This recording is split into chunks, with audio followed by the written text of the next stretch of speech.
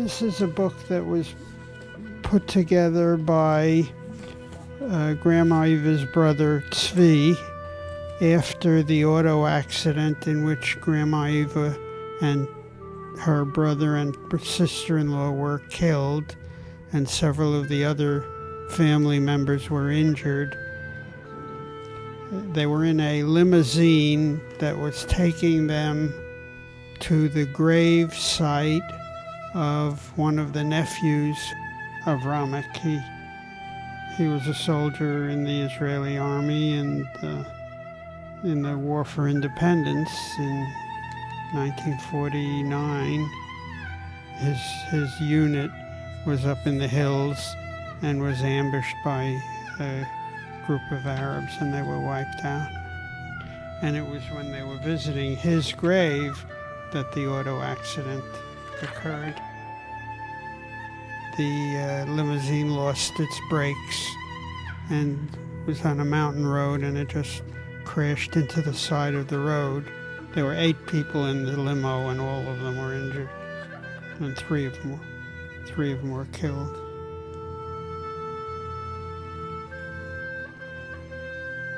Elimelech, Eva's brother, his wife, and he. So Tzvi wrote this memorial book in honor of the 3 who were killed. Here's the picture of the 3 of them. And Grandpa Leo was severely injured, and I went to Israel and stayed there for a month taking care of them. When I went to the hospital in a little Arab town called Poria, in one bed was Grandpa Leo with a body cast from here to there, and 2 beds over was the driver of the car with a broken leg. And in another wing was an aunt, and in another hospital was a cousin. There were 8 people in the limo, and all of them were injured, and 3 of them were killed. All right, let me go back a little bit. The oldest pictures are these, and these are Grandma Eva's grandparents, my great-grandmothers, and they lived in the same house with Grandma Eva, her mother, her father, her sisters, and her brothers. Hasavta means the grandmother. Frida Kvashna. Hasavta Cyril Cohen, that's the other grandmother. Cohen was the family name of Grandma Eva's family. This is Grandma Eva's mother, my grandmother. This is Grandma Eva's mother and father, my grandparent. That's Moshe Cohen and Devorah Cohen. I met them once when we paid a visit to Palestine. I was 3 or 4 years old, and Helen was 5. These would be my other grandparents. And Grandpa Leo's father was Joseph Botkin, and Grandpa Leo's mother, I don't know her name. They all lived in the same tiny village called Plunsk. This is a picture of Plunsk, and the street was called Chekhanova Gas. Gas means street.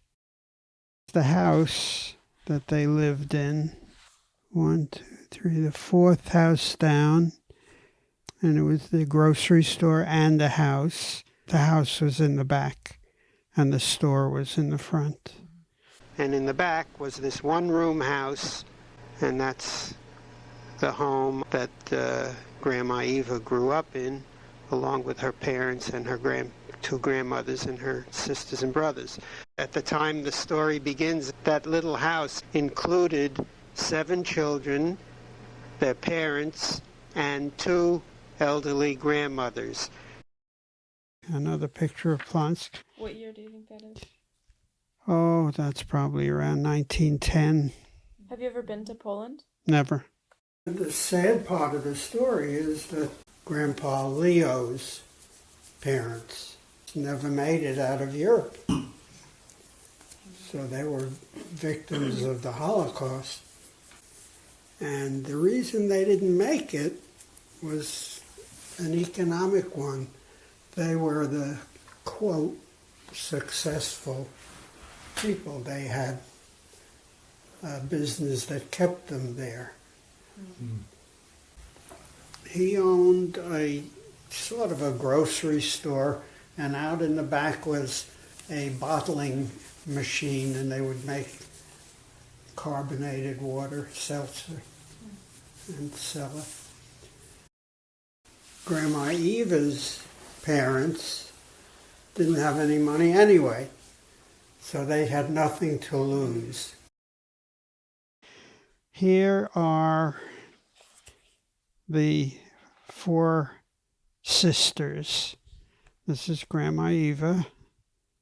This is Rivka, the oldest. No, not the oldest, next to the oldest. Malka was the oldest. And here's the youngest, Yocheved. Why do you laugh? She's so cute. She's later married your father. Yeah. Right, because he married both of them. Yeah, after she was killed, eventually he married Rivka. Mm-hmm. And she had been living in the original homestead. In Palestine. Yeah, in that house. And he moved there to be with her. Yeah. Grandma Eva and her other older sister, Malka. And these are the brothers. Tzvi, Uri, Eli, the youngest brother. Grandma Eva and Elimelech, undated, very old. This is a picture of Eli, the youngest brother. He was in some kind of military training.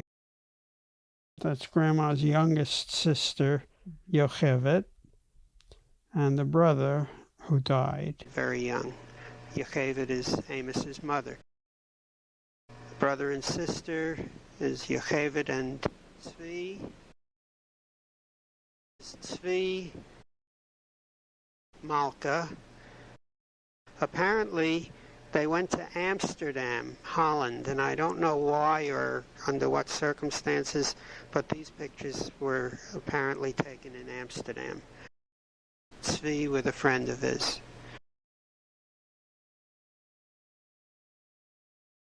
A very old picture of Grandma Eva. And you know what she was? She was an assistant teacher at that time. Mm-hmm. She looked like a baby. Yes.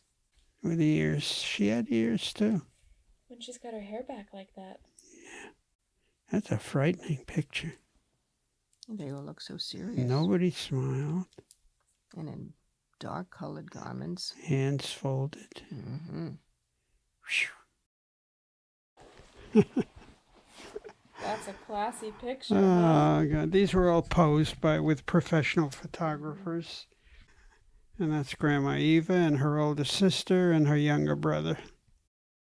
Grandma Eva and Malka with friends.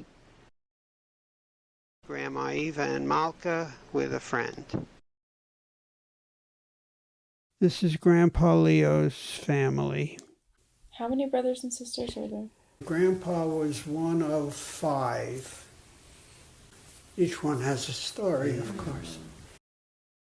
This is the oldest, Soycher, and he was killed by the Nazis. His whole family was wiped out. Being the oldest, he inherited whatever the property was there, so he stayed, and everybody else left. The second was Grandpa. The third was Grandpa's younger sister, Rickel, who ended up in Palestine. Rickel is the mother of Yossi. Yossi married Safra. The fourth was Sam, and he was Jerry Botkin's father. And the fifth one was Ellie, he was the youngest of all. Ellie came to the States later on and lived with us in our apartment in Washington Heights for a couple of years until he got a job and found his own place. Eventually he got married and moved to Detroit. He has two sons, Joseph Botkin living in San Francisco and Leon Botkin living in North Miami, I think. That's the grandma, by the way. That's Ellie's mother and one of the grandchildren. There's another picture of Rickel and Ellie. So Grandpa Leo's sister went to Palestine. His younger brother eventually came to this country. If you notice, every picture of Ellie, his hand is in his pocket. The reason for that is when he was a little boy, he stuck his hand into one of the mixing machines in the grocery shop, and he mangled his hand. So he had one hand that was badly deformed. There's an early picture of Shtetl. This is when they first got married and their first baby. They were all wiped out. And those pictures were taken well after Grandpa and Grandma had left Plunsk. So during the war, Grandpa didn't know what was happening to his parents? There was some correspondence that went back and forth early on, but then that stopped. And that was the end. Very emotional. And I was too young to really appreciate. I went along as if everything was hunky-dory. Maybe they shielded me. This is Grandpa Leo's family.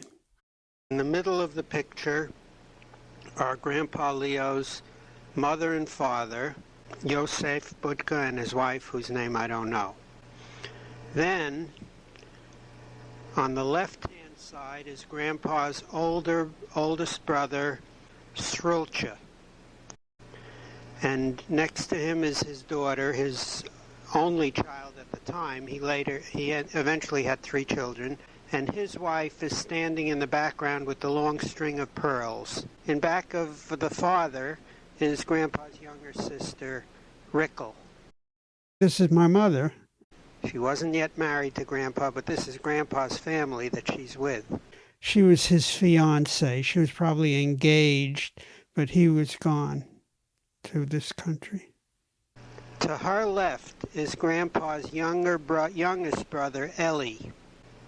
Over on the right side is the old man, is Grandpa's uncle, really, the brother of his mother, and some of his children. The woman standing with her hand on the shoulder of the man is either Tante Giedel or Tante Ziesel, and I believe she's the wife of the man whose shoulder she's leaning on. And then the others are her children. The children of Grandpa's uncle, the man on the right, are scattered in the picture. On the left, next to Soycher, between Soycher and Rickel, is Tilly. Then Tilly's sisters, one of them is way over on the right. That's Sylvia, married name Bowden, Sylvia Bowden.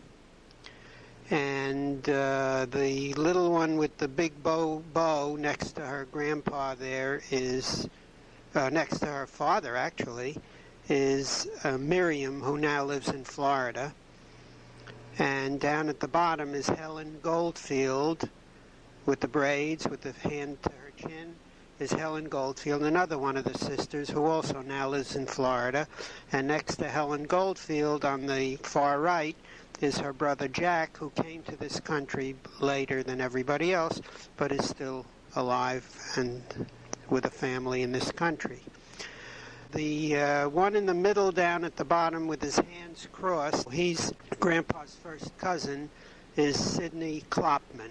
I knew all of these people. So they're all basically your generation. Or older. A little bit older. Yeah, they're older.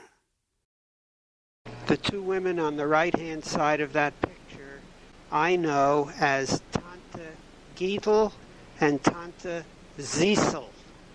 They were sisters to Grandpa's father, Joseph. They came to the States.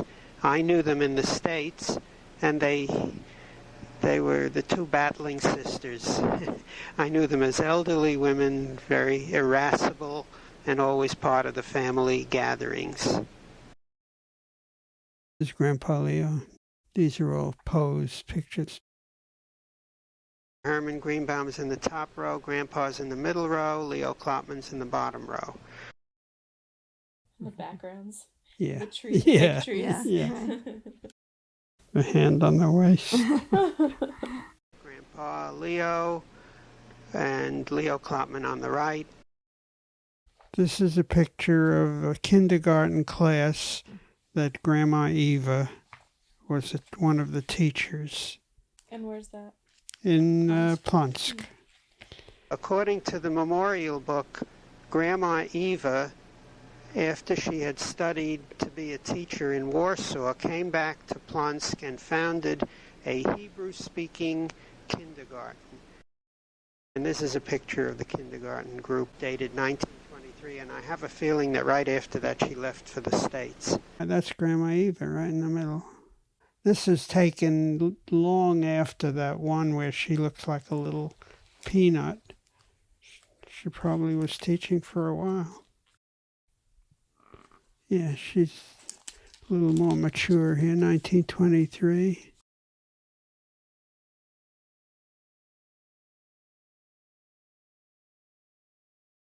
This is a really historic picture.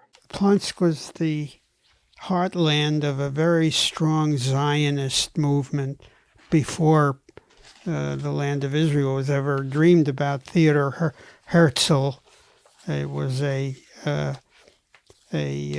Jewish philosopher who decided that Jews could never survive unless they had a homeland of their own.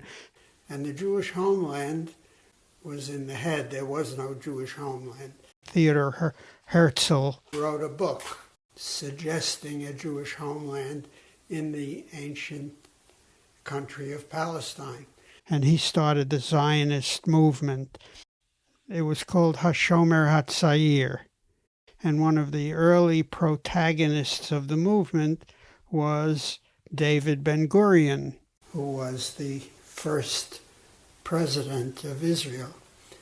David Ben-Gurion was born and lived in Plonsk, so he formed a Zionist youth group there, and he encouraged the young people in that town to study Hebrew, to study the history of the Jewish people, and to prepare to emigrate to a Jewish homeland. And all the kids belonged to it. My Grandpa Leo, Grandma Eva, and all the cousins and friends were members of this group. The guy sitting in the lowest row with the cap on his head and his arms folded is Ben-Gurion, David Ben-Gurion. And directly behind him is Rivka, the oldest sister.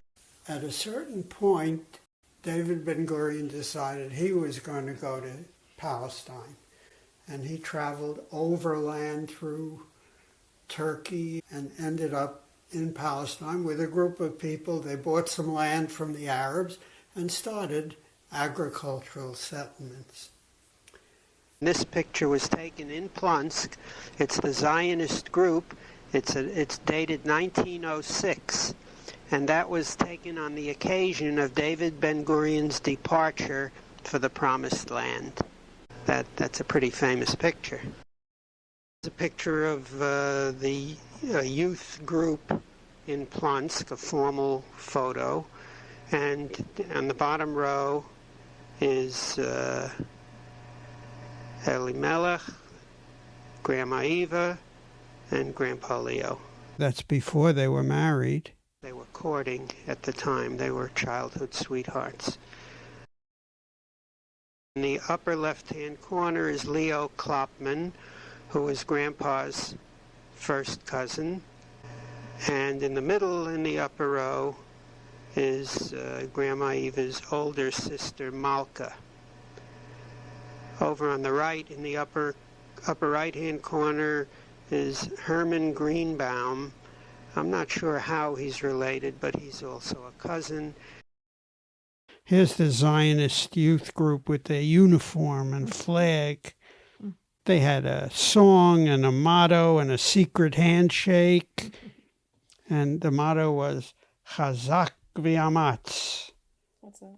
Strength and truthfulness or dedication. Do you know the song?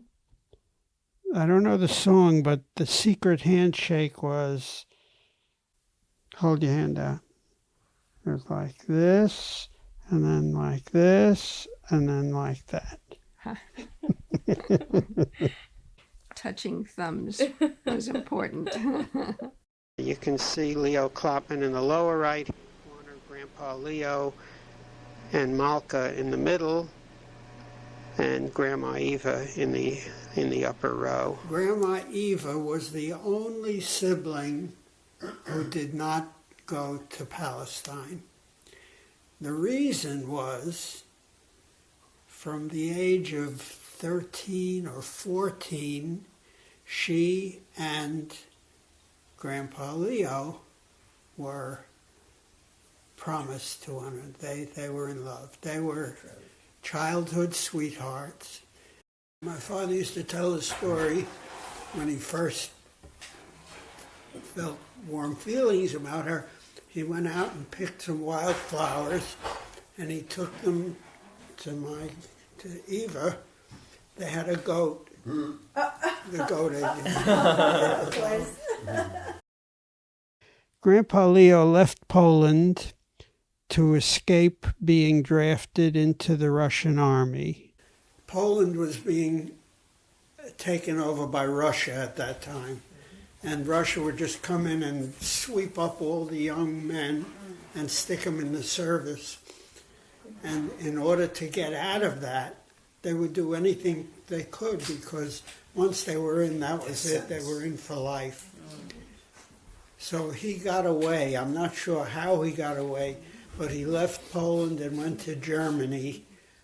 And for a while he was in an agricultural school in Germany. The thought of the family was that he would go from there to Palestine, as did many of the other young people in Plansk. But many of Grandpa's family had emigrated to the United States. Abe Botkin first, and then Uncle Sam, and another uncle of Grandpa's. And he decided to emigrate to the United States rather than to Palestine. And then he made his way to France and got on a boat in Le Havre that took him to Halifax, Canada. And then he sneaked his way across the Canadian border into the United States, which was not that unusual at the time, and Probably eventually took out citizenship papers and became a U.S. citizen. What year was that? No, he must have come here like 1923 or 24. Before he married Eva. Oh, yeah. That's Grandpa Leo. Recognize the ear? Oh, I was going to say, ears? I know him by the sticky-out ears. This is Jerry's father and Jerry's mother. Sam, his wife Dora, and Grandpa. Sam was younger than Grandpa, but he came to this country before Grandpa. That's New York, right? Yeah. And as soon as he had a job, and as soon as he had his citizenship papers, he sent for his girlfriend, Eva. And I think I've told you this story. I don't know how true it is, but it's part of the family lore. Grandma Eva was on a boat anchored in New York Harbor, and couldn't get off the boat because she didn't have the proper papers.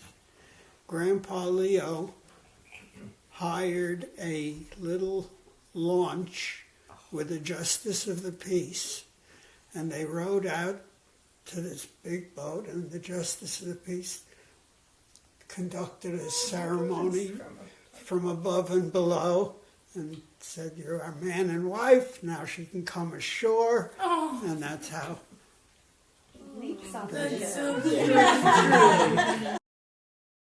Now, this, I think, they were seeing somebody off. The woman in the upper left-hand corner is Jerry Botkin's mother, Dora. She was Grandpa's sister-in-law, married to Uncle Sam. And then Grandma is next. And then all the other people are Kvashners. Kvashner was the family. There was a very big family of Kvashners. I think there were 11 children. They were Grandma's mother's sisters and brothers' children. So they were first cousins to Grandma. Grandma Eva's family was 7 siblings, and one by one, every one of those 7 emigrated to Palestine, starting with the oldest, who was Rivka. Rivka left for Palestine shortly after David Ben-Gurion, so she was one of the early settlers. This is Grandma Eva, her younger sister Yocheved, and Brunka. Brunka, I don't know her maiden name, but she eventually married Elimelech. She came from a well-to-do family in Warsaw, but she was engaged and married to Elimelech in Plunsk before they emigrated to Palestine. They were one of the first ones to go to Palestine, and the memorial book describes how they lived in a tent and really had a rough time. Were a couple of the true pioneers. This was one of the very early photographs of the colony. How did they get that land? The story would go all the way back to shortly after World War I. The countries that had the power sat down with maps and divided the world. And it was generally agreed internationally that the Jews should have a homeland of their own. In the Middle East, they got lands from Turkey.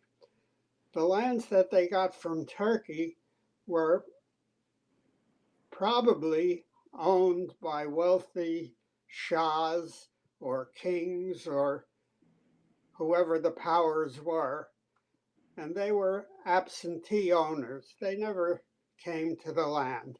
The land, to the extent that I know, was occupied by Bedouin nomads who herded their sheep and cattle, or by very small farmers. None of them had anything that resembled a title. When the Zionist movement started and they wanted to encourage emigration to Palestine, they wanted the people who went to have title to land, and these were land grants. In other words, any papers they got from the Zionist organization that had acquired these tracts. So the Zionist organization said, "You come and we'll give you a piece of land, and they'll mark it out, and here's a piece of paper to show that you own it." My family went there. They inherited this piece of property and immediately started work. They were delighted to be able to be away from the areas that had tormented them for centuries. The ideal was to return to the earth. They all wanted to be farmers. They built a small cabin and they started a community. This became Shechunat Baruchov. Later on, it was called Givatayim. And of course, this grew up into a big city. This is an interesting picture. I should say. When the pioneers, the Zionist pioneers, were farming, there were attacks by Arab gunmen. The Arabs who had been living in the area obviously did not like what was happening. They had lived there for hundreds of years. Nobody had bothered them. Now all of a sudden, what they considered their homes was being occupied by someone else. So some of them moved away and some of them formed resistance groups. They felt that the Zionist settlers didn't belong in the area at all. My relatives used to call them marauders and gangs and bandits, but speaking impersonally, both sides had a grievance. So they needed an unarmed guard to protect the farm, and this was the armed guard. It was they themselves. They had to take up weapons to protect themselves. And that's the house and the family. There's the house again. This is the original farm. All of that was planted. It was total desert before they got there. They were the original Zionists. What had they planted there? Mostly oranges. They had a cow. They had chickens.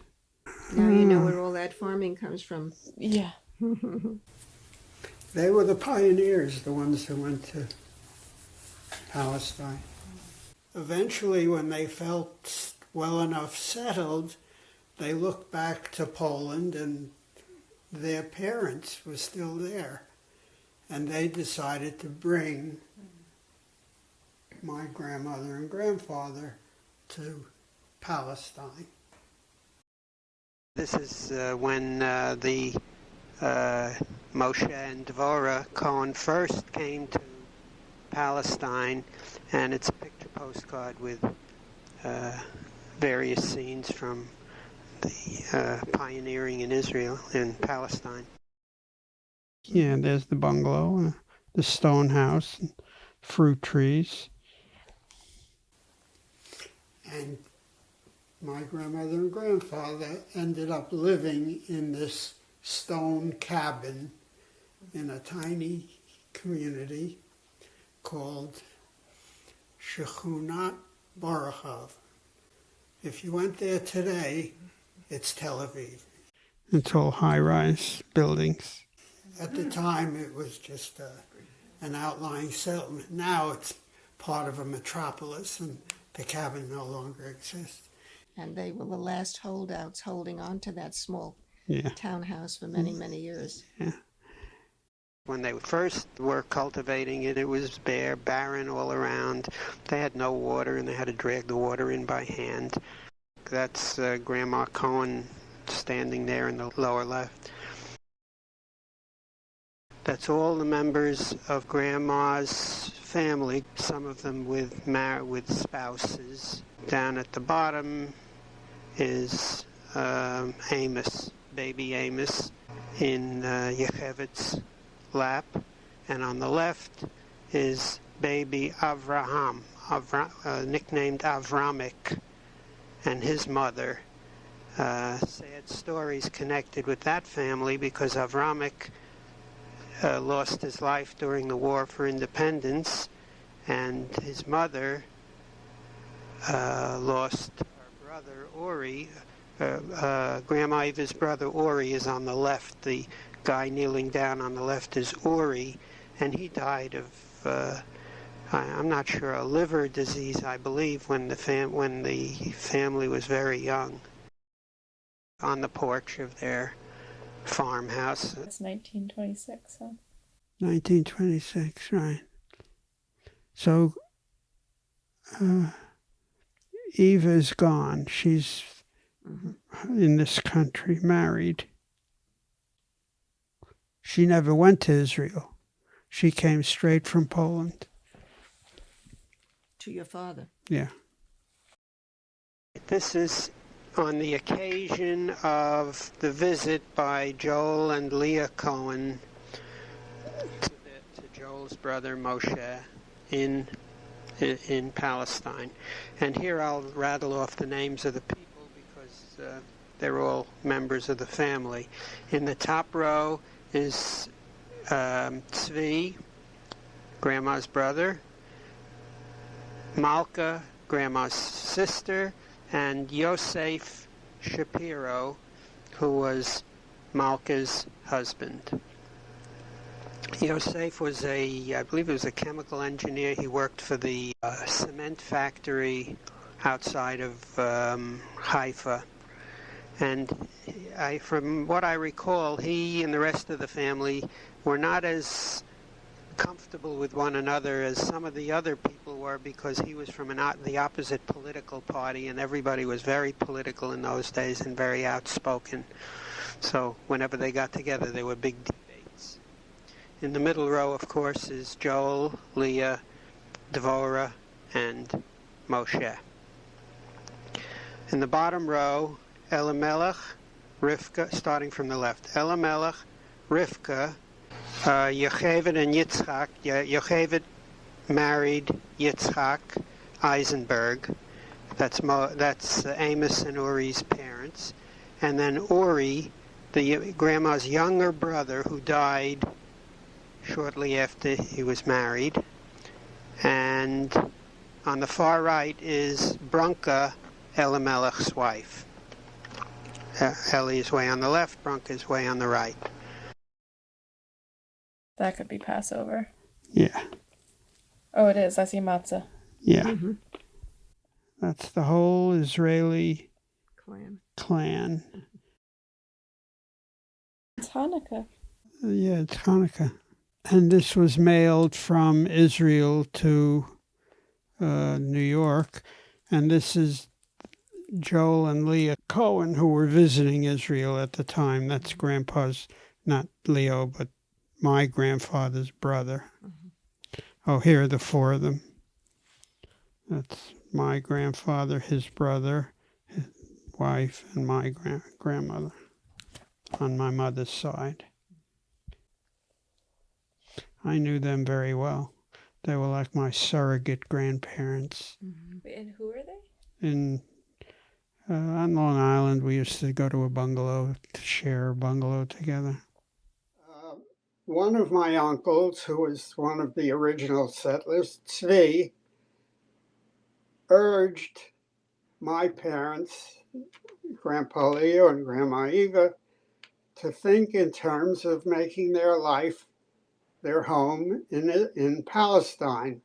And my parents were very receptive to that idea.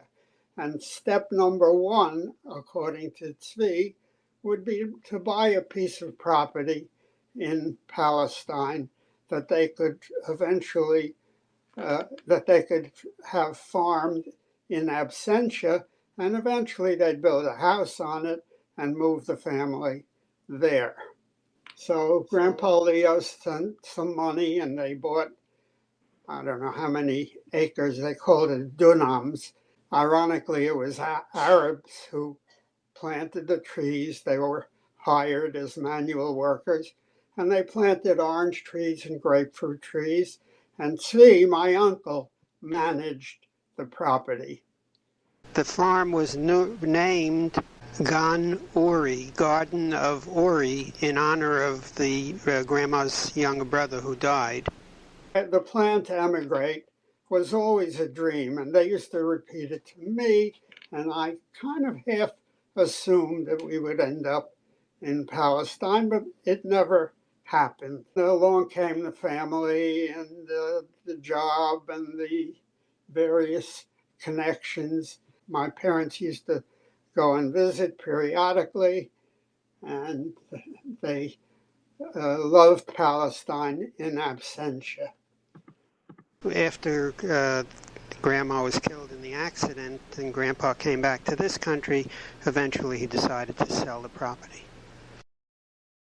This is Eli, the youngest brother, and his wife Branka. They entered the Second World War as part of the Palestine Brigade.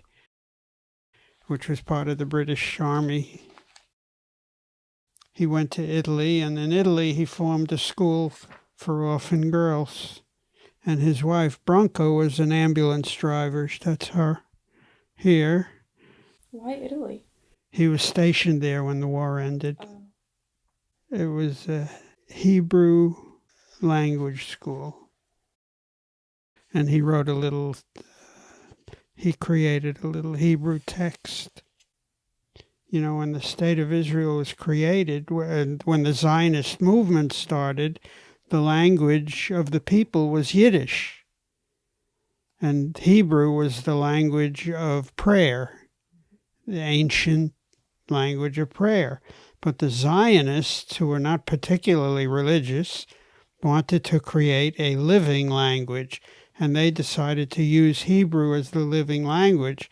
But there was no vocabulary for modern living, so they really created a language out of nothing with, artificial words for things like cars and airplane and things like that. But they took the ancient Hebrew and made it into a living language. And there are still many people to this day that are opposed. That use Yiddish as their language. Continue to use Yiddish as their language. Just to preserve another cultural language. Well, to maintain the religiosity of the Hebrew. He and she founded a school for orphan girls in Israel. And I believe that this is the school under construction. It was a school for Jewish Yemenite orphan girls. And he was very deeply beloved. And this was the dedication. You see, he has a trowel, and the rabbi is doing something. A really historic picture. Chaim Weizmann, first president of the State of Israel, walking arm in arm with Grandma's brother Elimelech on a visit to the school that he ran, and the president was visiting, and that's the two of them together. This is Eli, the same youngest brother, and his wife Branca. They were both killed in the auto accident. And these are the nephews. He's the one that was killed in the Israel fight for independence. And this is Amos and Uri.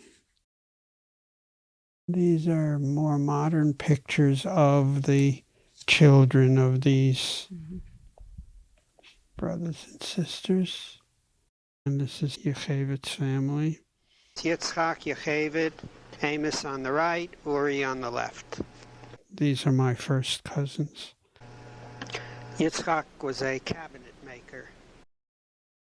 Uri, the Grandma Eva's younger brother who died, his wife, she's still alive in Israel, a lovely woman, and their only child, Avraham, known as Avramic, who at the age of 17 lost his life in the War for Independence.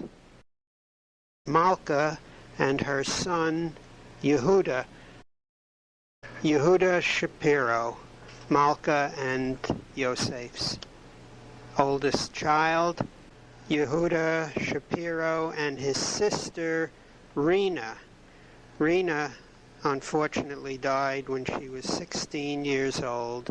She's one of my first cousins. She was born a year or two before Aunt Rena, and they were both given the same name. The word Rena means song in Hebrew. Rivka with her nephew, Amos.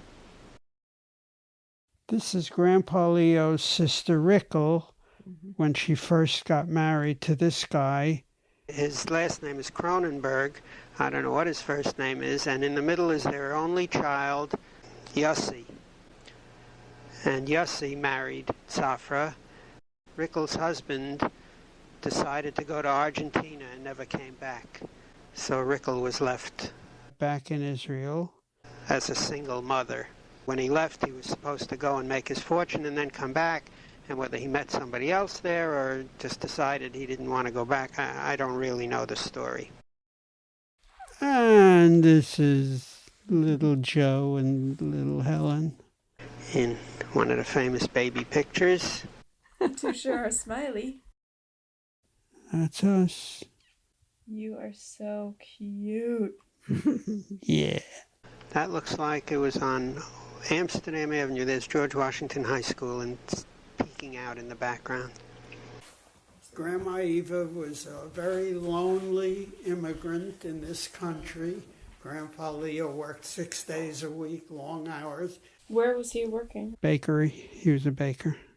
And she was at home, and eventually there was a little baby in the family, Helen, my oldest sister.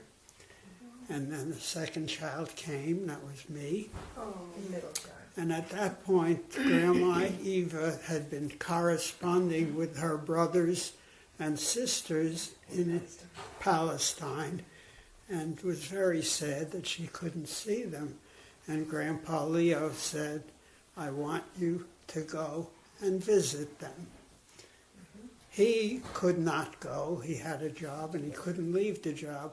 So Grandma Eva, who was a little bitty thing with a limited English and very unsophisticated, packed up the two of us. Helen was 4.5 and I was 2.5. Oh, boy, you went? Yeah. And they got on a boat. We got on a boat and the boat took us, the boat was named the Aquitania. It was a British line, and the boat took us. First, it landed in France, in Le Havre, and then we went through the Gibraltar, through Straits of Gibraltar, and landed in Alexandria, Egypt. 2 years old. Do you remember the trip? I have these little flashes of memory of strange episodes. I remember looking over the side of the boat anchored in Alexandria, Egypt, and there were these giant sea turtles laid out on the deck, on the wharf, upended on their backs, and the man was with a hose and he was hosing them down. Now, is that a memory or did somebody tell me that? I think it's a memory.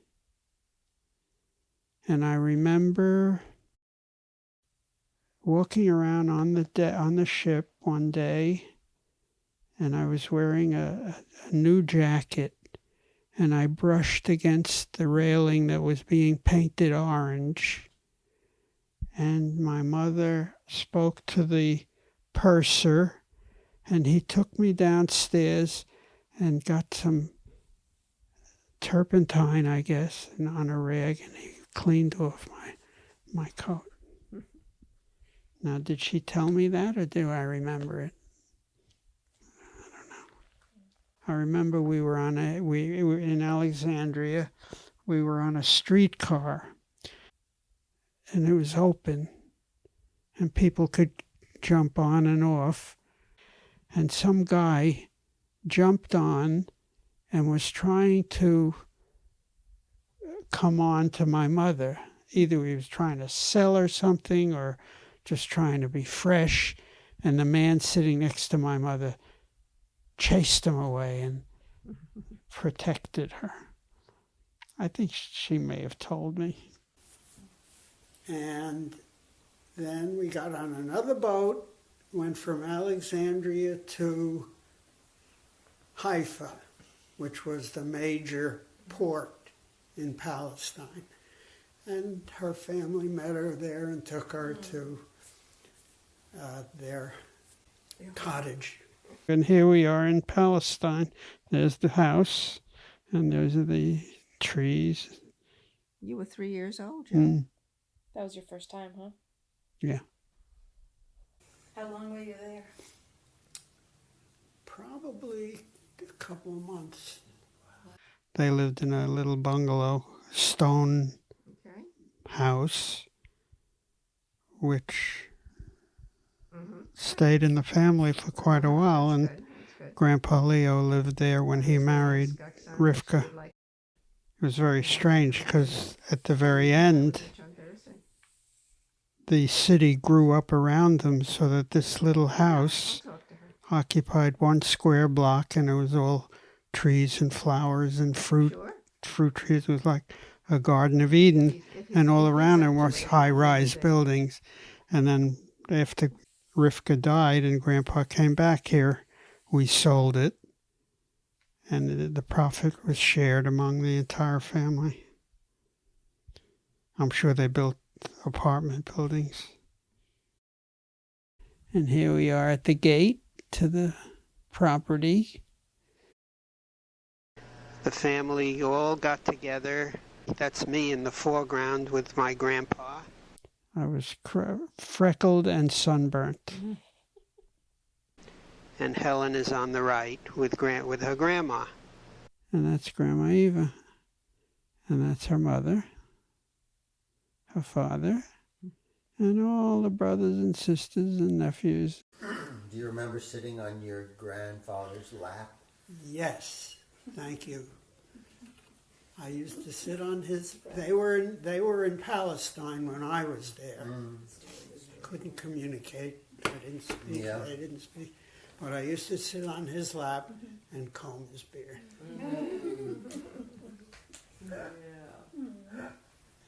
He must have thought you were so cute. Oh, was I cute? I was fat with round cheeks, Freckle faced. red hair, curly red hair. The complete family, 7 children, and the mother and the father. Okay, here we are in the backyard of the garden. My grandma and Helen and me and my mother. As you can see, the trees and the flowers have gotten very lush. We're on the hammock, Helen and me. And here we are with the gardening tools, and Grandpa he loved to garden. My grandfather, Moshe, who had never touched a hoe in his life, became an avid gardener and farmer and taking care of the chickens and the cow and all the rest. That's me. Oh. I'm digging. With the tongue sticking out. You still do that sometimes. It sure looks bigger than you. I had a lot of hair. Me in the chicken coop, feeding the chickens. That's me holding a chicken. I remember going to the coop and collecting eggs. I don't know what Helen is holding. She sure has a big bow in her hair, that's for sure. Yeah. While we were there, Helen's birthday was May 8th. Grandpa Leo knew that she had a birthday coming up. He baked a cake, and a fruit cake, and shipped it, and figured out the timing that it would arrive by boat on her birthday. So here's the birthday party for Helen. She was 5. Is she just 2 years older than you? 2.5. Oh, okay. The cake made it? It was a fruit cake, the kind that would not spoil. And we all had a piece of Grandpa's cake. And I assume this was the party. There's Helen in the middle. And I'm in there. I'm squeezed in next to her. There were a lot of kiddies around. Everybody was young and fertile. Rivka at the time was a seamstress, and this was her shop. As you can see, the pavement was pretty crude. Branka's class, she was a teacher, and I think we went there to visit while the class was in session. Helen is right in front of Branca. They took us on a tour, I forgot where, but that's a picture during our travels. The big novelty was getting water. As you can see, it shows a water control system with irrigation. This was when Grandma visited Israel with Grandpa Leo. So it was 1960s. This picture was consciously posed based on this picture.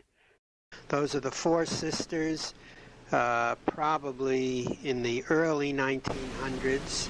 I would guess that that's around 1903 even. So it's the same four siblings in the same position many, many years later. Laura, do you remember Grandma Eva? A little bit. I remember the feel of her. Soft. Soft. How sweet and benevolent and sunny and smiley she was. And huggy. Very, very physical. Very huggy. Oh, yeah? Very loving.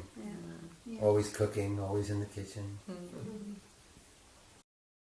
After my mother died, Grandpa Leo ended up going back to Israel and married my mother's oldest sister.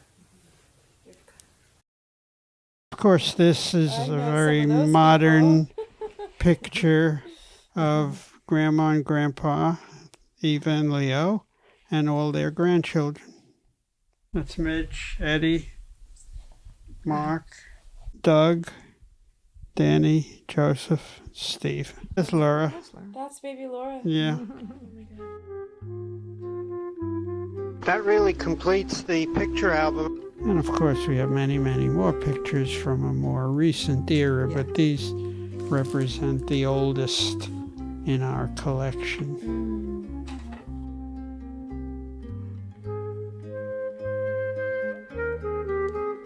It's so nice to see all of those.